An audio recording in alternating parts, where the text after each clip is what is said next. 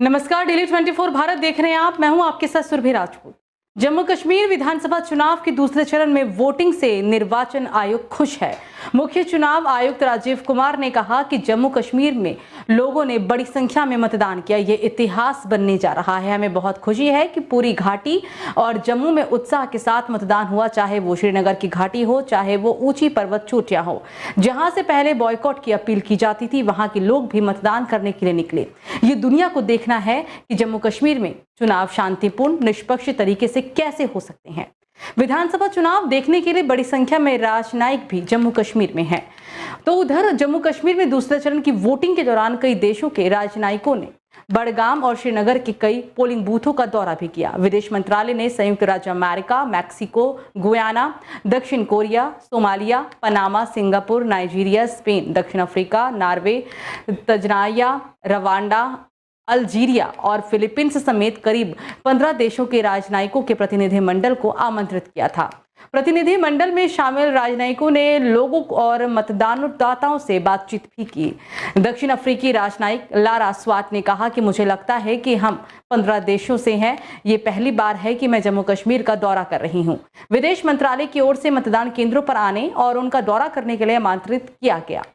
प्रस्ताव में सौभाग्य की बात है। रवांडा के एक राजनयिक ने कहा कि मुझे लगता है कि चुनाव अच्छी तरह से व्यवस्थित है। हमें इस बारे में बहुत अच्छी तरह से समझाया गया कि चीजें कैसे चल रही हैं।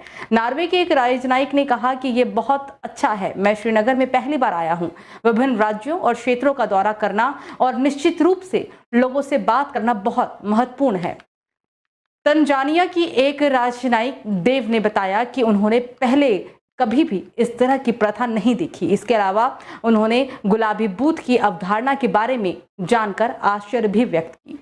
नेशनल कॉन्फ्रेंस के उपाध्यक्ष गंदेरबल और बडगाम विधानसभा से उम्मीदवार उमर अब्दुल्ला ने कहा कि हम 10 साल से चुनावों के लिए इंतजार कर रहे थे। पहला चरण अच्छा रहा, दूसरा चरण भी अच्छे से बीता। ये भागीदारी भारत सरकार की वजह से नहीं है, बल्कि भारत सरकार के किए गए हर काम के बावजूद है। उन्होंने लोगों को अपमानित किया है और सरकार की सारी मशीनरी लोगों को हिरासत में रखने और परेशान करने में लगी है।